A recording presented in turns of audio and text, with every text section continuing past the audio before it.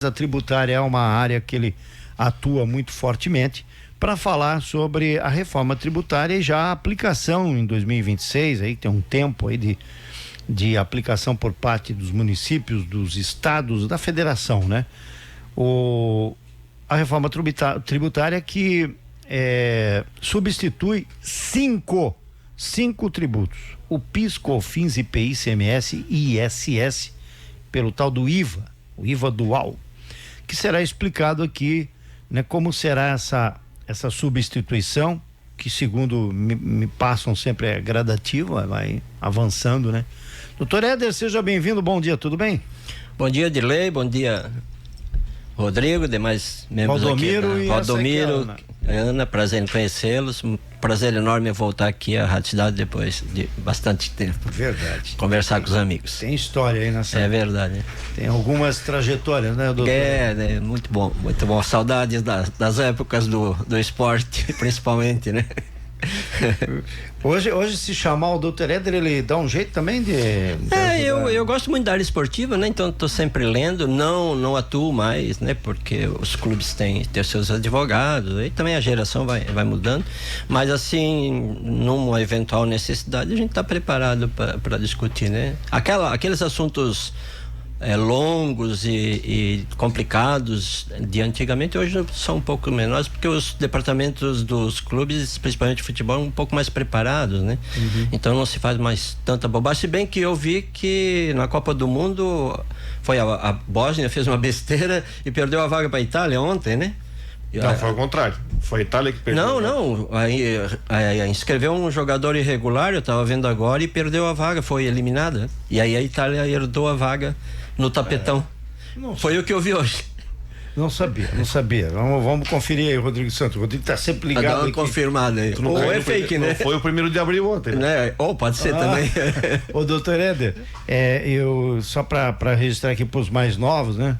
Doutor Éder tem duas passagens no mundo esportivo, que tanto o esporte profissional, o futebol, como também o esporte de rendimento. Tem uma passagem aí relacionada ao Brusque Futebol Clube 92, foi campeão da Copa Santa Catarina. Perfeito. E não sei se entregaram uma faixa pro doutor, hein? Entregaram uma camisa autografada e uma placa com uma homenagem lá no clube. E a outra foi num Jogos Abertos, né? De Joaçaba, que o nosso voleibol feminino foi eliminado porque inscreveu a Carla, a levantadora, e porque ela já tinha sido inscrita por Florianópolis, e a regra dizia que se foi inscrita em edição anterior, na época, por outra cidade, não poderia jogar por Brusque, no caso.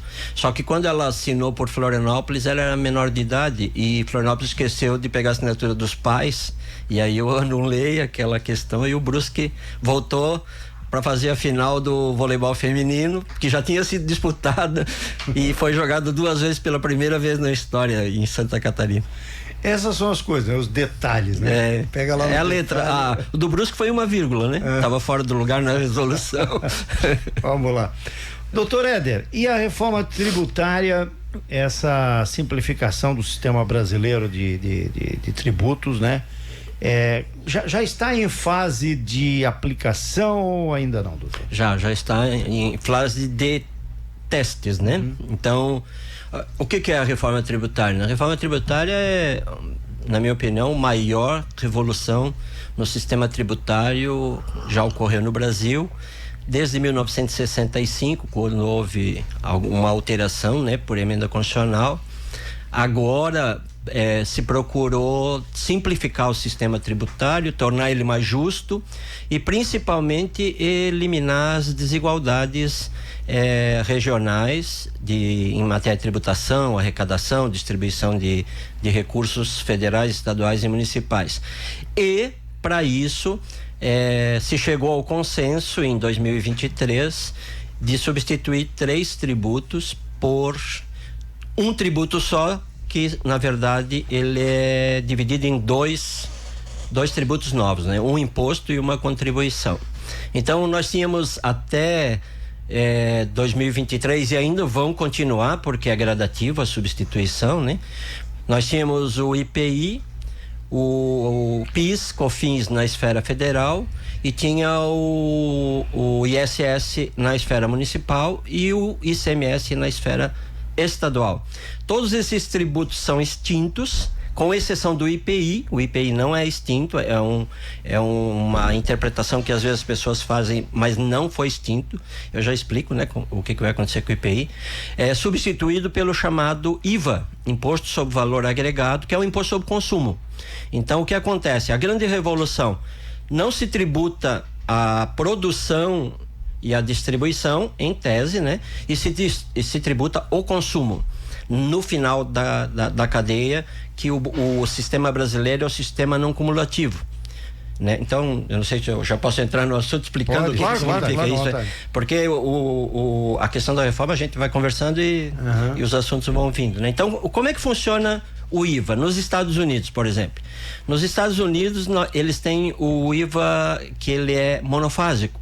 Ou seja, ele só incide lá quando você compra um produto na loja. Então, o fornecedor manda o produto para a indústria, não tem imposto. A indústria manda para o atacadista, não tem imposto. O atacadista manda para o lojista, varejista, não tem imposto. Quando o consumidor vai comprar do lojista, tem um imposto lá destacado na nota. Esse é o IVA americano, é o sistema americano de tributação do consumo. E aí, como é que é a distribuição para municípios, estados e a federação? Nos Estados Unidos eles têm um sistema próprio, né? Que quem arrecada são os estados e a União não participa dessa arrecadação. Então ela tem outras formas de receita, né? E os municípios recebem de acordo com a sua participação. Então, nesse sistema novo, quando você está agrupando, por exemplo, o imposto municipal, que é o imposto de serviço, ISS, com o imposto estadual, CMS, e com PIS/COFINS, enfim, tudo numa coisa só. Então agora, porque atualmente você faz o pagamento, é recolhido, cai direto no caixa da prefeitura, no caixa do estado. Perfeito. Então agora vai ser feito um recolhimento só e provavelmente o governo federal vai ter que fazer, vai ter que distribuir o dinheiro. Não, já chego lá. Então vou partir para o sistema brasileiro agora. Então tá. O sistema europeu já é diferente. O sistema europeu, ele adota o sistema não cumulativo, mas em todas as cadeias de produção o imposto vai incidindo com uma tipo o ICMS hoje no Brasil. Então, o que o nosso legislador e o governo e os governos estaduais e municipais aqui do Brasil entenderam? Que para agregar um imposto só, que seria o IVA, que era para ser único, na verdade, incidindo sobre toda essa cadeia e depois distribuído, é mais interessante o sistema europeu. Eu particularmente acho mais interessante o sistema muito mais simples americano. Chega lá no final, a mercadoria custa R$200, vezes 10%, 220, 10%. No sistema europeu, como funciona o IVA? Essa cadeia que eu expliquei, o fornecedor do produto, da matéria-prima, por exemplo. Vamos começar com, digamos que ele não tinha, ele é originário ali, né, no início. Às vezes ele compra de outro, também tem. Então ele vende para a indústria, para produzir um microfone, né? Então ele vende os componentes do microfone, a matéria-prima, etc. A indústria recebe esse produto com o IVA, ou seja, quando o remetente ele manda para a indústria, tem o IVA, 10%, digamos. Então ele vai pagar 100 mais 10. Esse fabricante do microfone, ele agrega os produtos, põe a mão de obra dele, põe todo o custo dele e faz um preço de venda, 150. Então o que ele faz? Ele vai ter 10% de IVA, R$15. Só que ele não vai recolher os 15, ele vai recolher os 15 menos os 10 que já veio da cadeia anterior. Isso é o sistema não cumulativo. Então cada etapa vai compensando o que pagou na etapa anterior. E aí o atacadista, ao invés de pagar 30, vai pagar 15, porque ele vai descontar o 15 do anterior e assim por diante.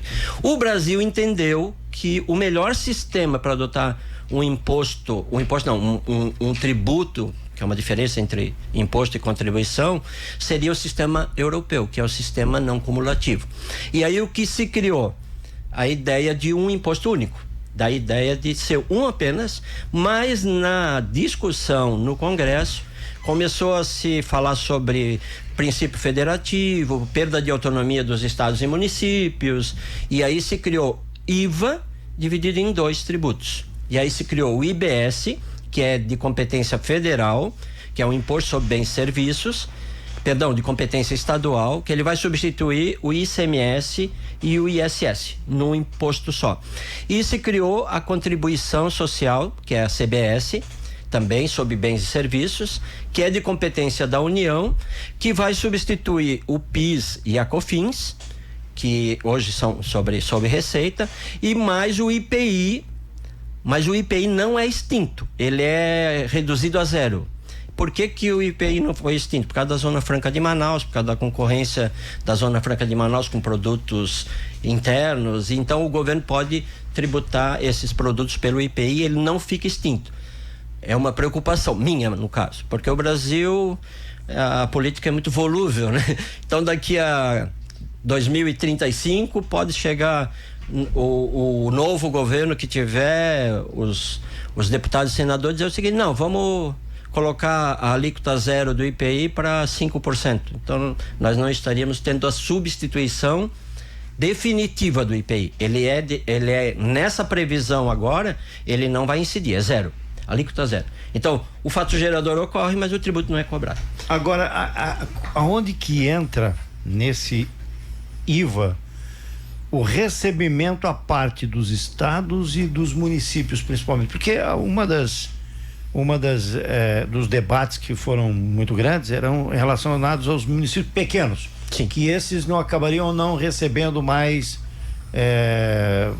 não teriam mais o retorno, né, de como é que fica a distribuição para os municípios e estados? Na verdade, assim, vai haver já foi publicada agora em janeiro. O sistema é para ser simplificado. Para nós que lidamos com o assunto, é uma verdadeira maluquice, é um carnaval você, né, ter que acompanhar todas as modificações. Então, num primeiro momento foi publicada a Lei Complementar 214, que regulou a Emenda Constitucional 132, lá de 2023, para instituir o IVA no Brasil. Além de criar outras regras, aí, algumas até um pouco complicadas. E aí o que aconteceu? Não havia na Lei Complementar de 2014 especificamente a forma de compensação de estados e municípios que perderiam a arrecadação. Em janeiro desse ano, foi publicada a Lei Complementar número 227, de 2026, que criou o Comitê Gestor, que é o órgão que vai fazer essa organização e distribuição, e também já criou as formas de compensação dos municípios e dos estados que vão perder a arrecadação. Isso já está previsto nessa lei complementar. Assim, eu confesso que não me inteirei ainda das formas que vai ocorrer, mas já vi que vai haver um fundo, esse fundo vai ser acumulado.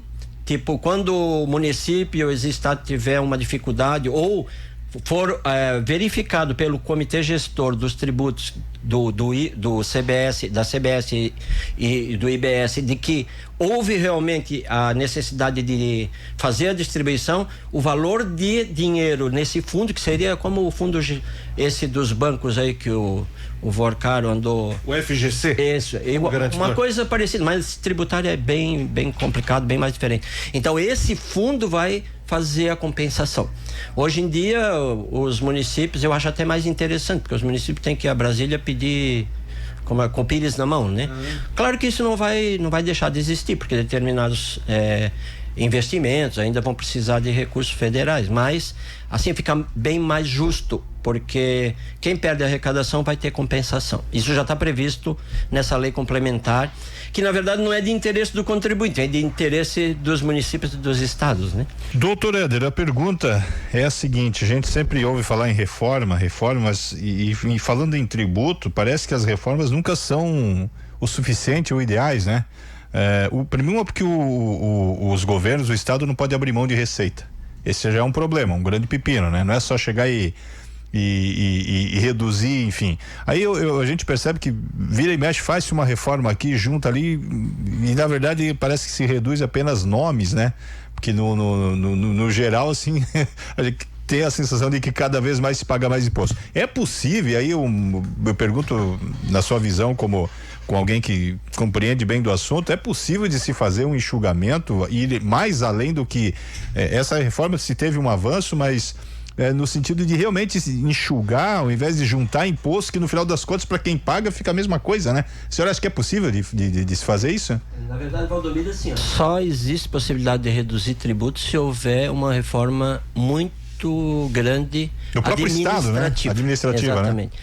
Hoje nós temos aí quantos milhões de funcionários públicos só no âmbito federal, nos âmbitos estaduais também, nos municípios muitos, né, sobrecarregados de funcionários, reclamando às vezes que não são suficientes, e a reforma de evitar ou diminuir gastos. Sem diminuir gastos não é possível reduzir tributos. Tanto é que aí essa pergunta é muito, muito interessante, porque a própria reforma tributária na Constituição, na emenda constitucional 132, já determina que o IVA ele será aplicado gradativamente com o princípio de que seja mantida a arrecadação tributária nos níveis atuais, sem poder reduzir os níveis atuais. Tanto é que se houver redução de tributação por algum benefício,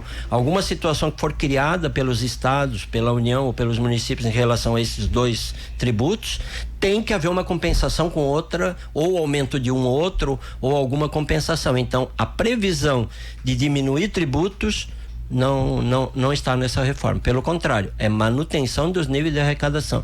E eu particularmente também concordo, é um absurdo. Deveria se reformar o Estado para diminuir despesa, para poder diminuir tributos. E isso não vai acontecer. É utópico, né? Pensar. Exatamente, não vai acontecer. Doutor Éder, hoje, e aí esse recado é para quem já hoje é prestador de serviço e agora emite nota de serviço, né? Que aliás houve uma mudança importante nesse ano, né? Porque, por exemplo, aqui em Brusque, as notas de serviço eram emitidas por um sistema da prefeitura. Perfeito. E depois mudou, agora é um sistema nacional, né? E eu acho que como acho que muita gente até passou por um processo de confusão, porque, né? Sim. Era uma forma, era outra. Mas hoje você já tem que apontar a questão do IBS e do CBS. Isso. Ainda que não esteja. Eu queria que você falasse um pouco sobre isso. Porque hoje, nesse sistema novo de notas fiscais, você já tem que apontar o IBS e o CBS, mesmo que só vai entrar em 27. Como é que funciona isso? Esse é uma previsão que está na própria Constituição e na Lei Complementar 214. O ano de 2026 é um ano de teste para o sistema ser observado, aperfeiçoado, criado todas as estruturas dos dois tributos. Então o que acontece? Tem que se destacar, né? Destacar quer dizer colocar no documento fiscal um valor simbólico, que na verdade é um valor, é 0,01 e 0,09 respectivamente, e esses valores já são informados pro comitê gestor, pro sistema de controle desses dois tributos que foi criado, para ir aperfeiçoando o sistema e verificar que a implantação deve ser gradativa. O ano que vem aumenta um pouquinho, depois 2028 mais um pouco, até 2033, quando aí se passa ao novo sistema. Então nós vamos ter um sistema híbrido nesse período. Um valor de alíquota nesse ano simbólica, depois já um pouquinho maior, para ir testando e aí compensa, né? Então, 0,1 e 0,9. Isso dá R$1, mas eu tenho PIS/COFINS de 10. Então compensa de um PIS/COFINS, no fim a arrecadação não muda. É teste, só que esse teste, se não for feito pelo contribuinte, se ele não informar, ele poderia ser multado. A União está dizendo que não vai multar, porque tem que se adaptar e etc. A princípio, se a pessoa errar, não tem problema. Nesse ano de 2026. Nesse ano que é o ano de teste. É o ano de teste, isso mesmo. As prefeituras, elas também tiveram que se adaptar, porque até eu não, desculpa, quem sou eu, né? Eu, quando fui emitir nota fiscal agora no início de 2026, também encontrei uma barreira, porque eu tinha que ir lá para o Sistema Nacional, que é o Sistema de Emissão de Nota de Serviço Nacional, também, mas foi todo mundo, contador, advogado, todo mundo. Só tem alguns profissionais que ainda, eu tenho observado, até falei profissional médico, tirando o recibo, aquele recibo de consulta. Isso aí é complicado, porque aí está descumprindo a obrigação acessória de emitir nota fiscal. Isso vai ter que ser corrigido. Nós estamos falando de prestador de serviço. Prestador de serviço. Esse vai ser o que mais vai estar embrulhado aí nessa... Na área de aumento de tributação, nós profissionais liberais, aqueles que prestam serviço autônomo, etc. Por exemplo, um eletricista. Vão ter que tirar nota fiscal. A princípio, esse pessoal vai pagar imposto. Vai ser aumentada a carga tributária. Na nossa área vai ser aumentado por quê? Porque o que é a CBS e o IBS? Tem um imposto não cumulativo. Não cumulativo, você tem que ter crédito. Tipo, o médico, ele terá crédito de equipamento, né, que ele compra, etc. Mas não terá muitos créditos para compensar. Como nós, advogados, nosso crédito é o quê? Papel, computador, etc. Então isso, né, depende da renda que a pessoa tem, vai aumentar substancialmente. Está previsto uma redução da base de cálculo para algumas profissões para compensar esse aumento. A própria lei já traz 30%, 60%. Mas aí a consequência não é se aumenta a cobrança de imposto para um prestador de serviço, como um advogado ou como um eletricista. Consequentemente, ele não vai repassar isso para o consumidor? A tendência é essa. Se ele lógica, conseguir, né? Ele vai passar. Não, essa é a lógica. A tendência, se ele conseguir, o prestador de serviço, sim. Mas vai aí ser uma questão de mercado, né? Não lei da oferta e procura, né? Você vai procurar o que é mais barato, então vai ter que haver uma adaptação, mas a tendência é passar pro consumidor no final. O que se tem colocado? Que na verdade esse custo adicional que vai ser colocado eventualmente no preço do serviço vai ser compensado pela diminuição do custo da produção, que tem muito crédito. Então, há um estudo, inclusive para definir as alíquotas de referência pelo Senado. Esse estudo está sendo feito para ver qual alíquota que vai ser ideal para não diminuir a carga tributária dos entes, mas para não causar aumento de carga tributária, que também, Valdomiro, é previsto também na emenda que Sim. não é para aumentar a carga tributária, né? Tem um freio aí de aumento de carga tributária, mas também não pode diminuir, não pode reduzir. O doutor Éder falou há pouco que 2026 é um ano de teste. Sim. 2027 é um ano de aplicação e retirada dos... Isso, é um ano de aplicação com alíquota reduzida ainda, vai ter os dois sistemas, né? Então, o que pagava num sistema vai pagar menos, uma alíquota menor em 2027, depois 28 vai subindo. Aí quando chegar a partir de 2033, aí a IBS, CBS, a princípio, até 2035, está totalmente implantado. Essa é a proposta. Esse tempo, o senhor entende que é suficiente para adaptação? Sim. Eu acho que isso foi muito importante ser colocado na legislação, porque não haveria possibilidade alguma de migrar de um sistema para o outro de uma hora para outra. Tem que haver esse período de adaptação e migração, não só para nós contribuintes se preparar para cumprir a legislação, mas principalmente para os entes tributários poderem legislar sobre a parte deles de forma correta, fazer as compensações, onde vai o dinheiro, como vai. Isso está saindo gradativamente. Eu acho salutar que seja inclusive nesse período longo, né? Essa reforma, a princípio, tá previsto para ela vigorar até 2077 para uma possível revisão, mas a gente sabe como é o Brasil, né? Uma coisa que eu pensei assim já há algum tempo quando se fala em reforma 2027, 28, é justamente o que você falou antes, a questão de instabilidade política, de repente aconteceu uma troca de governo, não agora, mas lá, e aí, né, troca de governo, troca de mentalidade, sei lá, pode se prorrogar, mexer alguma coisa, então não se chegar naquele 2035 que você está falando, mas antes você tem alguma outra mudança. Assim, o Congresso Nacional, evidentemente que tem essa prerrogativa. O que a reforma não vai permitir é que se faça qualquer alteração por normas infralegais, como hoje acontece, né? Qualquer decreto aí modifica a alíquota de tributo, então isso não pode.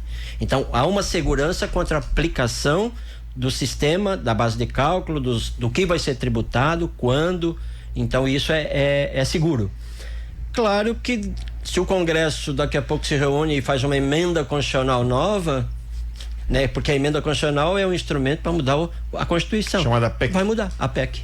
Né? Então, é possível. Só que aí, como você falou, é um aspecto político que no Brasil não há segurança alguma com relação a mas aí estabilidade. Você vai ter uma interferência política por parte dos estados e dos sistemas que não vai ser assim tão fácil, né? Com certeza, porque assim a reforma ela vem para melhorar. Ela não é uma reforma ideal como nenhuma, né? Não. Mas assim, o que eu quero dizer é que ela não é uma reforma ideológica.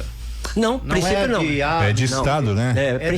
Princípio é de Estado. Exatamente. E ela foi pensada por muitas cabeças de todos os setores. Tanto a ideologia foi pouco utilizada, mas a racionalidade do sistema, isso mesmo. Porque o nosso sistema, como eu falei aqui fora do ar, é considerado um carnaval tributário hoje, né? A tamanho, o número de normas e a bagunça que existe. Uma empresa grande, por exemplo, para cumprir todas as normas tributárias, tem que ter um departamento fiscal e jurídico e contábil gigantesco. Ela gasta horrores só para cumprir as normas que são federais, estaduais e municipais. É um absurdo. Muito mais do que a própria produção. Às vezes sim. Que é um absurdo. É um absurdo. Tem empresas que têm departamentos caríssimos para poder cumprir essas normas. O Rodrigo citou bem o exemplo. Eu também sou prestador de serviço. Quando você vai lá para emitir uma nota, você tem que se ater a muitos detalhes. Esses dias eu emiti uma nota para um serviço aí, e aí precisava reter o imposto enfim, é uma salada de coisas assim que, se não tiver uma estrutura, né, doutor, que oriente da maneira correta, vira um problema lá na frente, não é na hora, né? É lá na frente. Exatamente. O problema que vira. Por isso que eu digo, né, o contador hoje, ele tem uma importância muito grande em orientar o contribuinte, né? Porque o contribuinte não vai ligar para o escritório todo dia que precisar emitir uma nota, né? Então ele tem que ter já uma orientação de como entra no sistema, como faz, como calcula. E aí, a partir do momento que vira uma rotina, fica fácil. Mas nesse começo aí tá bem complicado. Foi bem difícil. Aí agora tem até uma informação lá, qual o valor aproximado dos tributos. O pedreiro vai saber qual é o valor aproximado dos tributos, né, Rodrigo? Percentual. É ridículo, gente. Então, só que isso é o seguinte, com o tempo as pessoas vão acostumando. 3% já é 3% e deu, né? Um exemplo, mas no começo, né, eu ficava indignado nas primeiras notas ali, gente, pra que eu vou ter que calcular isso tudo, gente? Mas tem que informar. Vai servir para o governo saber quanto cada setor tem de arrecadação, né? Serviço é tanto, produção é tanto, comércio é tanto. Eu lembro quando começou o tal do microempreendedor individual. Sim. Foi uma forma de tentar tirar muita gente da informalidade. E isso virou uma salada, um problema enorme para muita gente, porque as pessoas às vezes não têm essa noção. E aí é uma coisa que o governo criou no sentido de tirar muita gente da informalidade, mas ele criou um custo pro trabalhador, né? Para que ele, é uma forma de arrecadar.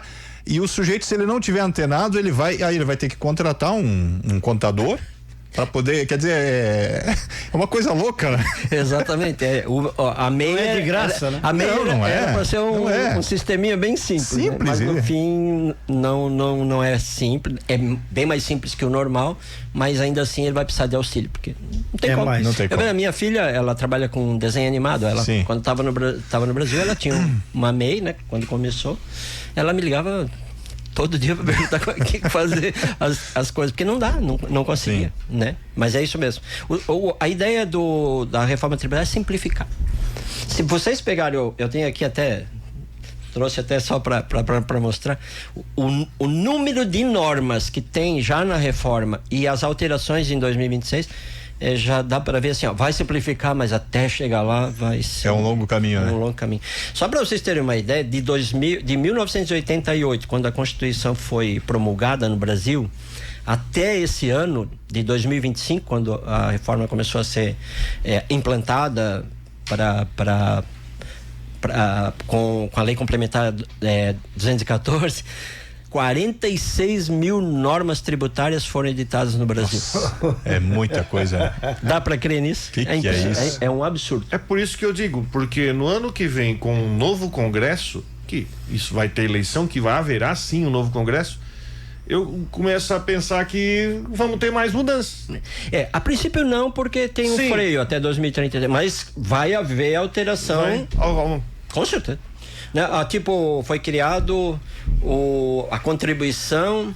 Foi uma das minhas grandes lutas como presidente da OAB. O Dirley estava numa entrevista, inclusive, que o prefeito quis me agredir aqui na rádio. A contribuição de iluminação pública. Ô, louco. Eu era presidente da OAB e nós entramos. Segurei o então prefeito. Isso, ele pegou o microfone e ele me agrediu, é verdade. E a contribuição, ela era um imposto sobre iluminação pública. E eu, como presidente da OAB, disse: não pode. Não existe na Constituição. Nós entramos com uma ação de inconstitucionalidade, foi a primeira do Brasil, de uma subseção da OAB. O tribunal deu, ele criou, na sequência, porque perdeu, uma contribuição facultativa, que era para ir lá na prefeitura dizer que não queria pagar.